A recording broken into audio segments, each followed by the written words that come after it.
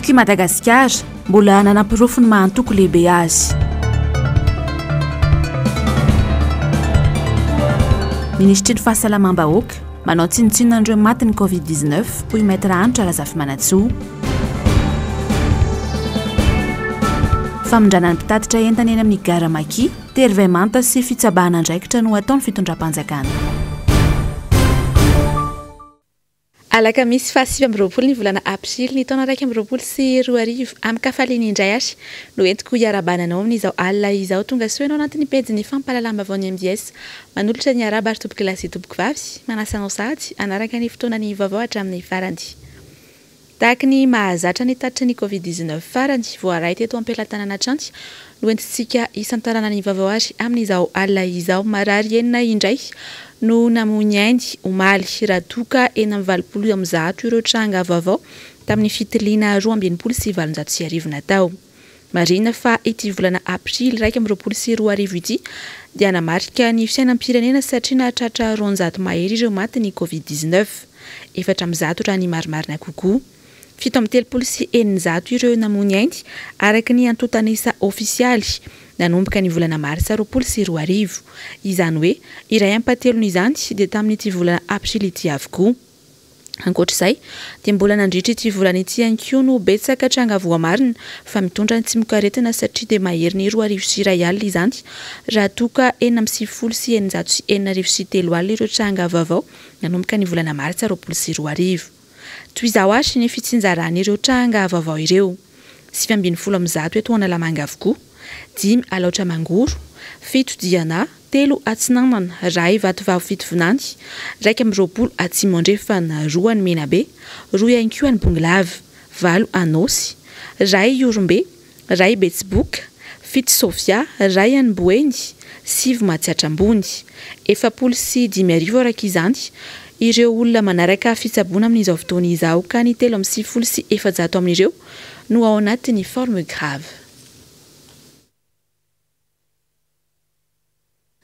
Fa anisan'ireo sehatrasa mitondra faisana amin'izao amin'ny anara-pahasalamana izao ny resaka fitaterana raha ny raha ity herinandro vitsivitsy izay no tsy afaka ny asa ihany koa ny fikatona ny lalana ireo zotra nasionaly.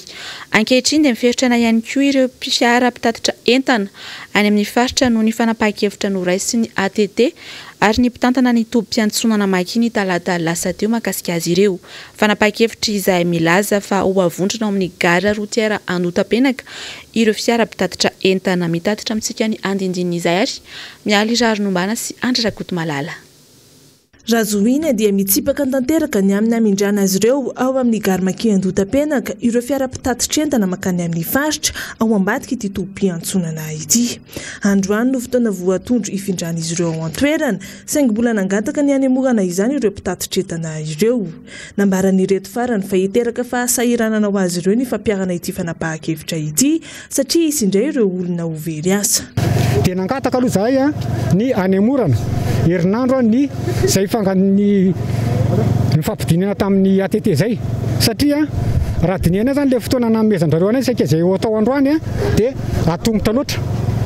Ty toerana ity zany nisy fotoana tamin'ny herinandro tamin'ny vao nanomboka ny io confinement io tamin'ny herintaona tamin'le première vague iny dia nisy fotoana nangataka nisy ny sasany taminay tao nangataka hiditra tao zany satria hoe samba ampiasan'le toerana zany dia niroahana zany reo fa tsy mahazo hiditra tao.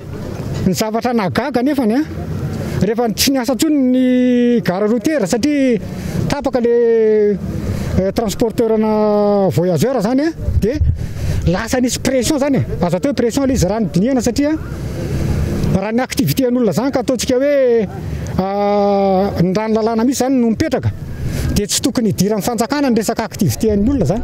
Fandaminana sy fanaraha-maso ny tokony anjarany. No lasa tamin'ny fotoana tampoka zany no lasa hoe midira ao ianareo. To limité ny olona hiasa ao. Zay anisantsika nefa amin'izao fotoana izao iaraha mahita fa ny olona ne amin'ny fivelomana efa sahirany. Dia naika vao maika ho ahena indray zany ireo olona ireo atao inona no ataon'ireo olona ireo dia mety hiteraka zavatra hafa izay zavatra izay. Misy ahafahan'ilay olona mivelona eo amin'ilay tontolon'ny sehatry ny asany zany dia tokony tsokotihana izy. Zay eto fa mahatsapa fa milamina le eto amin'ilay toerana eto. ireo foroka ampitatitra entana any amin'ny lalam-pirenena faharoa, fahaefatra ary fahaenina izay manodidina ny 500 eny Andotam-penaka ihany no voakasika ity fanapahan-kevitra ity. Nambaran'izy ireo anefa fa tsy tokony hisy ny fanavakavahana fa tokony ho voakasika ao anatin'izany avokoa ireo fiara-pitatitra entana rehetra ho fitsinjovana azy ireo amin'ity asa ity. Misy particulier moa any amin'ny toerana misy anazy zany tsy voateniteny tao anatin'izy. Kanefa n'izy zany tokony hoe raha traitena sur le même pied d'égalité daholo zany ny transporteur rehetra dia tokony hoe concentrena ao anatin'ny point anankiray satria zay zany mahita hoe mahazo tombony kokoa zany le olona aty ivelany miohatra amin'ny raha ohatra zay voageja ao anatin'ny toerana io. Dia tsy mitovy zany ny chance ho an'le transporteur zany. Dia mankataka izay tsisy anavakavahana ny transporteur rehetra fa samy ho ampidirina ao daholo. Na fourgon izy na 404 basy ireny na camion dia atao sur le point de départ d'égalité zany zay amin'ny chance ho an'ilay amin'ny asa. Nisy tekitana zavana izy tany aloha tsy nampanininy fa tsy vety zavatra vetivety kely vetivety no foroniny. Naneho ny heviny mikasika ny filazana fa mitondra olona ihany koa ireo mpitatitra entana ao ambadiky ny garimaki ireto. Nambaran'izy ireo fa fanasoketana azy ireo tsotra izao izany. Misy entité firme manao contrôle eny amin'ny arabe eny. Ireo vao anatin'ny agent contrôle routier eo. Misy représentant ny gendarme eny. Misy ny police eny. Mety misy koa raha ny police communale. Anjaran'zareo no manao enquête. Raha ohatra ka tena transporteur na voyageur nataon'le olona ao anatin'le izy. Anjarany zany. Amiko aloha zany zany mety fomba entana nasoketana an'le fomba fiasa ety koa zany izy raha tena marina. Fa raha ohatra manao ny enquête-njareo anisy ka prouver izy zany sazy le olona ny olona mitaingina ato araka ny lalana iny baiko nomen'ny filoham-pirenena iny dia tsotra. Ray ny mpanampinao dia ny ray ny tompon'entana. Raha mikasika an'izany hoe resaka fitondrana passager zany lavinay zany. Tsy manam-baolana ho an'ireo mpitatitra any amin'ny zotra nasionaly ny fitondram-panjakana hatreto. Tsy misy ihany koa ny fanampiana azy ireo. Manoloana izany dia nisy tamin'ireo fiara-pitatitra mpandeha izay efa mahatratra any amin'ny 20 mahery no nivadika ho fiara-pitatitra entana noho ny tsy fisiana sy ny fahasahiranana. Fa saika ny taraina vokatra ny tsy fahafahana nanao ny asa hita amin'ny andavanandro ny ankabeazan'ireo mpivarotra teto amin'ny faritra Analamanga sy tany amin'ireo faritra voakasiky ny fiboana ny sabotsy sy ny alahady lasa teo anisan'izany ireo mpivarokely izay nyhevitra azy ireo tafiditra ao anatin'ny tsena pokotany kanefa tsy afaka nanao ny asany. Fa tiantoka no ny ainan'izy ireo nandritra ireo 2 andro ireo araka izao fanadiadiany mialy rarinombana sy andrarakoto malala izao hatrany. Manjavozavo ary fanina tanteraka ireo mpivarokena manoloana ny fepetra napetraka ny fitondram-panjakana mikasika ny fihiboana mandritra ny asabotsy sy ny alahady. Nieritreritra izy ireo fa anisan'ireo tsena pokotany afaka misokatra ka naka entana ihany. Saika ny asabotsy maraina ireto farany vao nahafantatra fa tsy afaka hanao ny asa fitadiavany ka voaterina nakato tsena. Vokany simba avokoa ny ankabeazan'ireo hena saika amidy izay niteraka fa tiantoka ho azy ireo. Raha le nalaninao zao raha tokony alana eo ombiray anao ny 2 andro dia lasa atsasany fotsiny lany le sabotsy iny satria tsy afaka maka intsony le sabotsy sy lahady. Ny tena tsy asany dia misy hoe afaka mivarotra ny tsena pokotany zay nefa tafiditra ao anatin'le tsena pokotany dia zay zao tamin'ny herinandro tratran'iny hoe vony tsena pokotany dia ny entana isan'andro ihany nalaina ny asabotsy kanjo tonga aty an-tsena tonga dia tsy voatampoka indray dia lasa tena perta mihitsy amin'le izy. Le hena namidinao dia ianao rehefa voa amin'le mampiditra congélateur iny dia raha amin'ny sabotsy indray hoe ianao dia mbola anao an'izay dia mbola ho perta fanindroany indray ianao.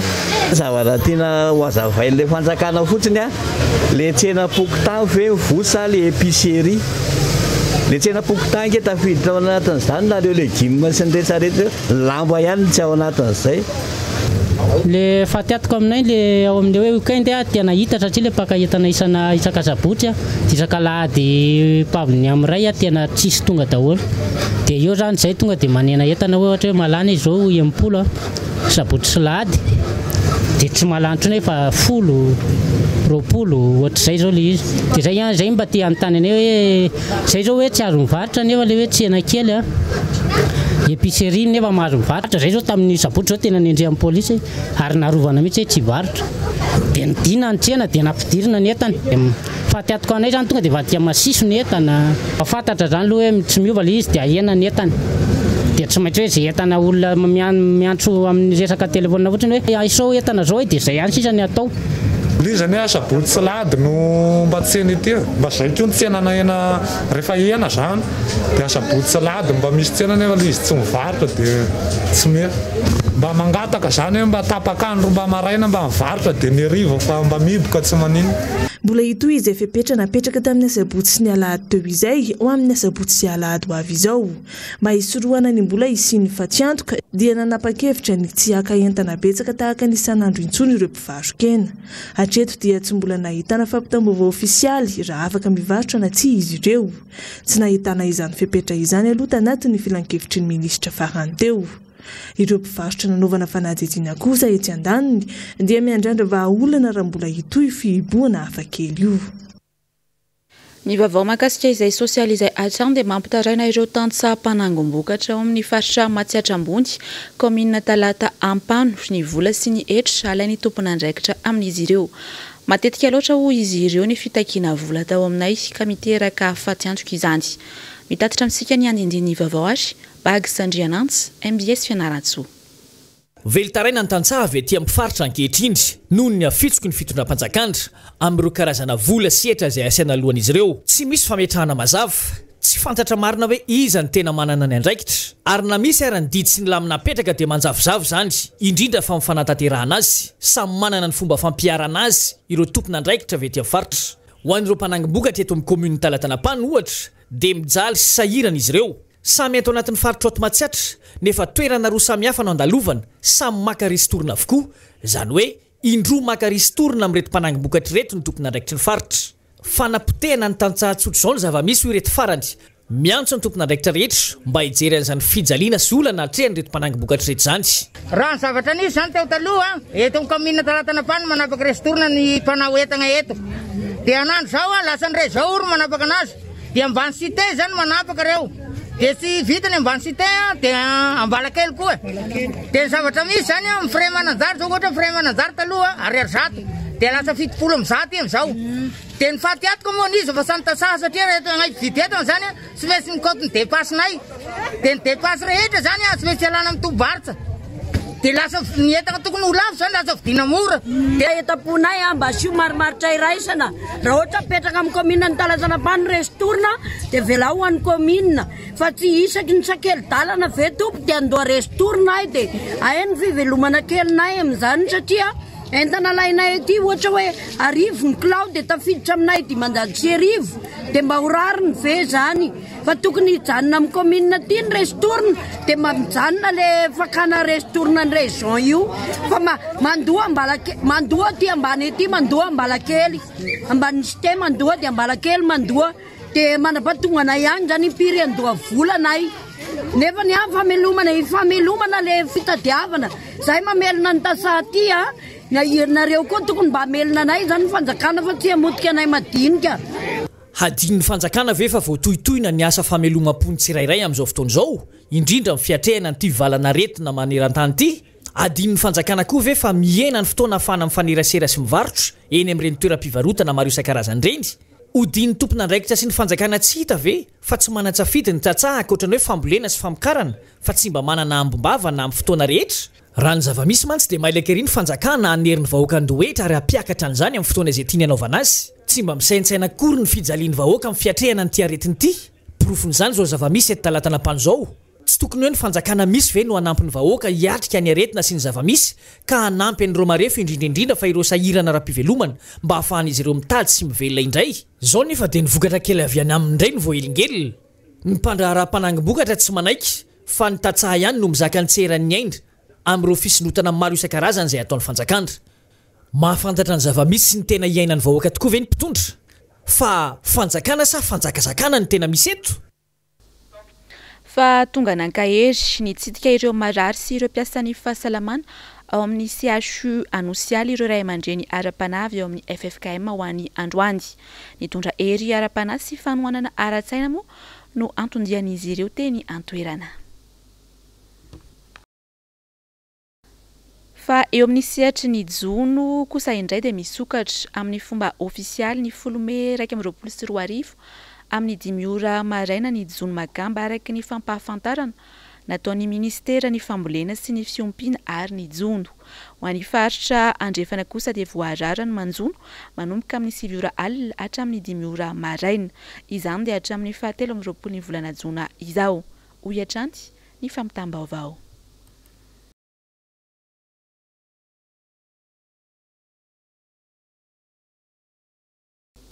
Eo amin'ny tontolon'ny fanatanjahantena kosa indray dia nanapa-kevitra ny tsy andray anjara amin'ny Coupe d'Afrique des Nations eo amin'ny taranja beach soccer i Madagasikara. Araka izany dia tafiakatra ho azy ny nosy Seychelles. Raha tsy haivana moa dia tokony niona tamin'ny Seychelles isika tamin'ny farany herinandro lasa teo ho amin'ny fifanitsanana ny CAN 2024 izay atao any Senegal ny 13 hatramin'ny 17 Mey izao. Antony ny fanapa-kevitra moa dia noho ny fikatona ny sistanty sy ny amiana ara-pahasalamana. Eo amin'ny vavaon'ny maresaka iraisam-pirenena kosa indray dia nidina andalambe omaly ny vahoaka tao Colombie nanampitosika azy ireo koa ny syndika maro tany an-toerana ka manohitra ny fikasan'ny fianjakana any an-toerana izy ireo amin'ny fampiakarana ny hetra alaina amin'izy ireo amin'izao mbola ady hatrehana amin'ny valanaretina Covid-19 izao no antony izany. Araka izany dia nisy ny fifandonana tamin'ireo mpanao fihetsiketsehana sy ny mpitandro ny filaminana tany an-toerana mamintina amintsika izay vavao izay ary Javandre Mahefa sy Tokra Marla. Vahoaka nalomaro no ny roa hitranidina andalambe omaly tao Colombie ho fanoherana amin'ny fikasan'ny filoham-pirenena kolombiana Ivan Duque ampiakatra ny hetra alohan'ny tsiraray sy ireo orinasa amin'ny fanjakana ny an-toerana. I Colombie izay ao anatin'ny andiany fahatelo amin'ny valanaretana Covid-19 amin'izao fotoana izao ka ny mba hampiena ny olana ara-ekonomika sy idrain'ny firenena ny tanjon'ny fanjakana. Maro tao amin'ireo mpikambana tao anatin'ny parlemanta kolombiana nefa noho nitsipaka izany noho ny fahasairanana efa mianjady amin'ny vahoaka ka ny antso ireo sindika hitarika ny vahoaka hidina andalambe taka izao. Raikitra ny fifandonana teo amin'ny mpitandro filaminana sy ireo mpanao fihetsiketsehana omaly. Vokany olona 70 no voasambotra ary polisy miisa 27 no fantatra fa naratra. Toeram-pivarotana sy banky teny amin'ny manodidina ihany koa no nahitana fahasimbana. Nilaza moa ireo mpitarika fihetsiketsehana fa iamafy ny fitakiana raha toka tsy hemitra amin'ny fanapa-keviny ny fanjakana ao an-toerana. Fa mbola manam-porofo hatrany mahantoko matanjaka azy ny antoko tiako Madagasikara. Tafapetraka androany teny amin'ny ministera ny antitany sy ny fitsinjaram-pahefana mantsy ny déclaration d'existence izay tokony ataony antoko politika rehetra isan-taona alohan'ny 17 ny volana aprily. Javandre Mahefa, Tokra Marla. Mbola manam-porofo indray ny mahantoko ara-dalana azy ny antoko tiako Madagasikara androany. Totosan'ny fametrahana ny taratasy fanamarinana na ny déclaration d'existence any antoko tetsy amin'ny ministeran'ny antitany sy ny fitsinjaram-pahefana araka ny lalàna laharana 2024 aotra 12 tamin'ny 9 septambra 2024 izay mifehy ireo antoko politika ao amin'ny andininy 17 araka ny voafaritra ao anatin'ny satan'ny antoko dia toy izao ny firafitra ny birao politika an'ny antoko tiako Madagasikara. Marc Ravalomanana, folo nasionalin'ny antoko tiako Madagasikara. Randriamasinoro Tahirnirina, sekretera jeneraly. Rasolofo Fenomanana Élisée Martin, filoha-lefitra misahana ny lafiny ara-politika. Ranevson Roger, filoha-lefitra misahana ny lafiny ara-sosialy sy ny ara-toekarena. Rasoanirina Elso Zanette, filoha-lefitra misahana ny lafiny ara-pivoarana ny vehivavy. Manana ny toerana maizy azy eto amin'ny firenena ny sady mbola ao anatin'ny herin'ny tanteraka raha mihoatra amin'ireo antoko hafa. Ny taona roa sy roa arivo no nijoro ny antoko tiako Madagasikara. Feno 7 taona araka izany ny antoko. Midika izany fa ao anatin'ny fahamatorana ara-politika tanteraka. Ao anatin'ny fameloma maso ihany koa ny antoko ankehitriny, izay midika fa antoko velona sy matanjaka ary mitsinjo hatrany ny tombontsoan'ny vahoaka na ao anatin'ny fanoherana azy. Fa manao tsinontsinona ny vahoaka malagasy ny fitondram-panjakana ankehitriny ho nisy olomavambahoaka mety hanitra raha zafimanatsoa androany tao anatin'ny fandaharana miara-manonja ny lanjamantsy ny ministry ny fahasalamam-bahoaka tamina aina manjery vahiny iray fa mbola tsy atahorana ny raha-pahafatesana eto amintsika raha oharina amin'ireo firenena hafa eto Afrika. Javandre Mahefa, Manorandre Malala. Toy izao ny nambaran'ny ministry ny fahasalamam-bahoaka tamina fanadihadiana nataon'ny France 24 ny 17 aprily lasa teo mikasika ny firongatry ny valanaretana Covid-19 eto à Madagascar. Il y a des morts, mais les morts à Madagascar ne sont pas comme en Afrique par exemple, tout près de nous, c'est l'Afrique du Sud, bien qu'on a vu augmenter le nombre de décès, mais pas tellement effroyable. Raha zavaina tsotsotra izay nolazaina izay dia tsy misy atahorana ny tahampahafatesana eto Madagasikara ho an'ity ministra ny fahasalamam-bahoaka malagasy ity raha mitaha amin'ny firenenkafa. Ho an'itsy olo-mamahoaka mahita raha ianitra razafa manatsoa kosa dia midika ho fanaovana tsinotsinona ny vahoaka malagasy iny teny navoaka ministra ny fahasalamam-bahoaka iny. Atroce, catastrophique, horrible, terrible, azo andikana zany effroyable zany daholo. Ny tiana tenenina ao anatin'izay zany dia le fanombanimbanina ary fanaovana tsintsinina ny maty. Eto moa zany dia anisan'ny tena tesitra nahita an'le izy ary tany anatin'ny tambajotra serasera tany dia maro be mihitsy no nanao réaction ary tena hoe nisy maro be no ny teny hoe zavatra ohatr' zany no tokony ialana ary mametraka démission rehefa zavatra miteniteny foana ohatr' zany. Tsy fotoanan'izany zany teny ohatr' zany mot déplacé amin'ny fotoana makarary sy maharary ny olona. Marina fa tsy manana ny maty ny ministra ny fahasalamana sy ianareo rehetra izay manodidina ny fitondram-panjakana io. Marina fa mety tsy misy marary manodidina anareo matoa manao an'izany fomba fiteny ohatr' zany. Manao tsinitsinina ny maty hoy tena manao tsinitsinina ny maty ao anatin'iny horonan-tsary iny samy nahita daholo tsika ary samy naheno fa andro anankiray fotsiny dia eny amoron'arabe ny manamboatra an'ireny vatapaty izay fandraisantsika teto amin'ity fandarina miara-manonja ity hoe raha mandalo amin'iny faritra Ambojanahary iny andrefana Ambojanahary iny sika dia mahita olona manamboatra vatapaty satria zany ny anisany afera mandeha amin'izao fotoana zao satria ny olona maty ny Covid dia tsy maintsy alevina afara ny aingana dia fa misy vatapaty vononao ary efa misy koa commande ny olona izay efa manana ny manjo. Eo anatrehan'izany nefa dia ny isa mivoaka isan'andro isan'andro tsy mifanaraka amin'ny isa izay iaina ny vahoaka malagasy ny zava-misy. Misy ny tsy filazana ny marina ary zay dia eto mahasamy teny mihitsy hoe langa ny isa izay avoaka eto. Tena izay tokoa ve ny zava-misy eto amintsika? Raha ny hita ao amin'ny tranokala vahiny Centers for Disease Control and Prevention, tranokala natokana ho an'ireo mpizahatany sy nateran-tany vahiny maniry azan'ny Madagasikara, dia efa voafaritra ao anatin'ny sokajy ambony na level 4 isika. Izany hoe efa tena manonga ny aretina eto Madagasikara. Nambaran'izany tranokala izany hatrany fa raha maniry akaty Madagasikara ireo teran-tany vahiny dia mila manao vaksiny aingana mialohan'ny diany. Hafa mihitsy ny sary hitan'izao tontolo izao raha oharina tamin'ny teny sy nataon'ny ministra ny fahasalamam-bahoaka iny. Mbola mazavozavo tanteraka ny mety ho fiafarany valanaretina Covid-19 eto Madagasikara. Miteny ho azy ny tarehimarika mivoaka eny amin'ny CCO Covid-19 ny Ivato satria dia mitombo izay tsy izy mantsy nisan'ireo olona mitondra ny tsimbokaretina. Fa nampiantso mpanao gazety androany teny amin'ny FUB tsy teny ampandrana ny rodoben'ny mpanohitra ho an'ny demokrasia eto Madagasikara. Tsy petrapotsiny intsony izy ireo manoloana ny fanitsakisahana lalam-pandrenana ataon'ny mpitondra ankehitriny. Aroary ny fanadihadiana amin'ny sary sy rindran'ny sary ny tahiry ny aina. Mbola tsy teto Madagasikara ny Covid-19 nefa nanoro-hevitra ny RMDM sy ny filohany. Dia saika valy teny miantso mpanohitra hatrano na valy ny fitondrana. Hatramin'ny hoe ny mpanohitra aloha natao vaksiny voalohany.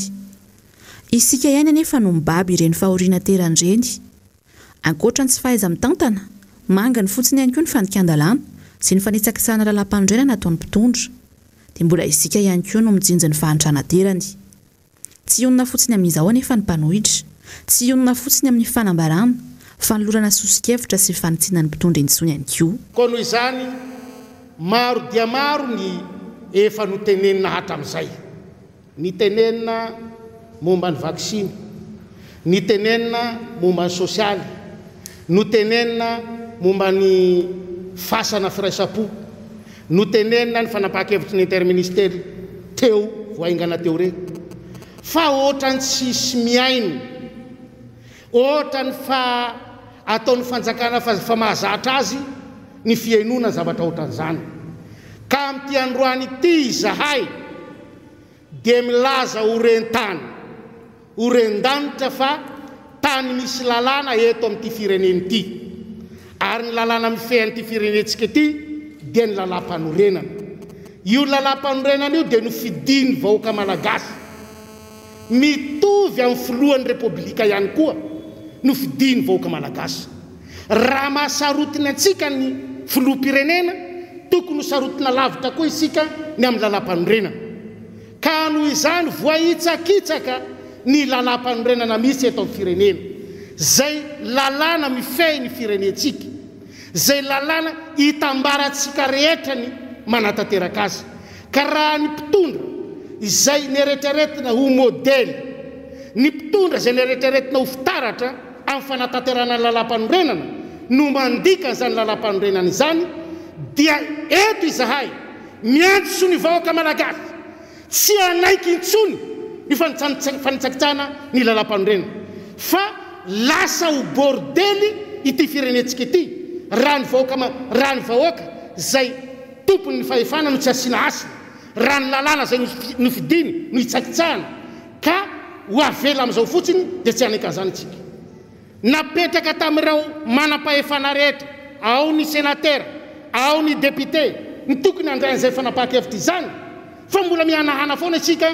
ka avela hanara-po ny mpitondra ankehitriny hitatsika ny fahafatesana hitatsika ny areta hita amin'ny fotoana ino tsika vao ndray fanapaha-kevitra avela ho ripaka makany amin'ny fasany firaisapo ny firenena malagasy ny vahoaka malagasy zay vao taitra isika sanatria tsy andraika an'izany isika koa mampiomana ny vahoaka malagasy zay fa tsy hijanona amin'izao fanambarana lava zao tsy hijanona mitabataba eto fotsiny fa tsy maintsy andray andraikitra isika ny tsy hiverena ty firenentsika ty na ilatsany ty firenena ty anaty lavaka fa mbola mitana ny sainy maro hatramin'izao ny mikasika ilay fasan'ny firaisampo ataon'ny fanjakana andevenana ireo maty ny covid-19 nitondra ny fomba fijeriny omaly tao anatin'ny fandaharana sahiny sekretera jeneraly ny RMDM Olga Ramalason nambarany fa toy ny manozona ireo marary ny covid-19 ho faty izao fiasika ataon'ny fitondrana Izaonjavandremahefa sy Tokiramarola. Ny fanapahan-kevitra politika rehetra na mifandraiky amin'ny sosialy na ny toe-karena dia tsy azo sarahana mihitsy amin'ny kolontsaina sy ny soatoavina malagasy. Ny fomba fanorenana fasana izao ohatra dia mila manaraka fombafomba isan-karazany satria manana ny asany manokana ny razana ho an'ny malagasy. Tsy fomba malagasy mihitsy ny manorina fasana ho an'ny olona ina ho faty fa kosa miezaka hatrany aloha manao ny alanenina rehetra mba tsy ho tonga amin'izany fahafatesana izany. Izany hoe raha tena mbola vonona iady amin'ny valanaretana covid-19 ny fanjakana dia ny fitadiavam-baolana hanasitrana marary ny covid-19 ireo aloha no tokony matimatesana. Fa tsy izay ny vahaolana natolony fa resaka fasana tena mampivarahontsana. Asa raha fantatsika fa ny malagasy anie ary ny raha olombelona matahotra izany fahafatesana izany ary misy ary fitenenana mihitsy hoe alaviro tahaka ny fasambao alaviro tahaka ny fasapona fa le sosikevitra le tolokevitra mety ny fanjakana indray dia hoe atony tahaka ny fasambao izany hoe ireo olona ao anatin'ny aretina miady amin'ny miady amin'ny aretina covid-19 ty miady amin'ny fahafatesana sanatrin'izany efa amboarina ny fasana hiandry azy tsy manaiky an'izany ny malagasy satria tsy fotom-pisainana malagasy zany hoe anao fasana ho an'ny olona eo ambavahoana na anao fasana ho an'ny olona marary zany tena janony le fasana fa sanatrin'izany manozona ny malagasy ho faty. Ny tsapa dia tsy misongadina ao anatin'ny fanapahan-kevitra no resin'ny fitondram-panjakana ilay hoe manao izay afara hery aloha miala nenina amin'ny fitsabona fa toa milavo lefina avetrany na sanatria maniry loza ny amin'ny aripaka ny malagasy maro. Fa manao ansoavy ny fianakavian'ny olona nandeha tamin'ilay sidina fiaramanidiny Air France tonga ny alatsinainy lasa teo mikorotana tanteraka mantsy ny fandraisan'ny fanjakana ary vola BNQ no takina amin'izy ireo arao ary ny fanampanazavany eo amin'ny sary sy rindran-tsary ny tahiry ny aina. Anisan'ny manana fianakaviana tonga ny alatsinainy teo ny dokotera Luc Raparsan. Mikorotana tanteraka ho izy ny fandaminan'ny fanjakana. Vao tonga ny mpandeha ny alatsinainy teo dia hôtely roa lehibe ihany no safidy nomena azy ireo tsy maintsy hibohana dia ny Ibis sy ny Novotel. Lafo dia lafo anefa ny fandraisana amin'ireo hôtely ireo. Ny mpandeha tao amin'ny klasy affaires tsy maintsy tao amin'ny Novotel ary ny ambiny tao amin'ny Ibis. Ny fanarahana tany amboalohany fa 3 andro isaky ny mpandeha avy ny fibohana. 520 € ny sarany iray andro. Izany hoe 520 sy 3,9 lasy rahety sy iray tapitrisa ariary zany ny 3 andro. nambarany fanjakana indray nefa izao fa tsy maintsy mihiboka 5 andro ireo mpandeha ireo. Voalaza mantsy fa nisy osika ny fanamarinana nentin'ireo mpandeha sasany na faux attestation. Nilaza tamin'ireo mpandeha ihany koa ny fanjakana fa misy 10 ny voamarina fa voan'ny Covid-19 tamin'ireo mpandeha ireo. Antony anohizana ny fihibohana. Nisy tamin'ireo mpandeha sasany anefa no efa nalefa nody raha vao navita 2 andro ka izao indray vao averina ho any amin'ny hotely. Misy amin'izy ireo ihany koa no alefeny amin'ny kinapo savotivorona ka ny fanjakana no iantoka manontolo ny fandaniana. Tsy misy mandeha amin'izay loany ny fandaminana ho ny fianakavian'ny mpandeha. Le vola aloha zany raha tora 72 heures. Voaka indray omaly conseil de ministre angamba raha mahita hoe tsy maintsy confinement 14 jours daholo. Fantatrareo ny coût an'izany ato amin'ny anaty vao tsafenanareo misy 50 € zany par jour zany no alain'ny ibis. 50 € fois 10 zany ny ambony 500 €.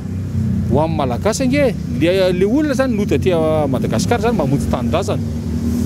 Nefa ny andoha 500 €. Tsy moramora ke 500 € zany e. Hoe ahoana tana 500 € amenan'ity hôtely tampotampoka teo ty.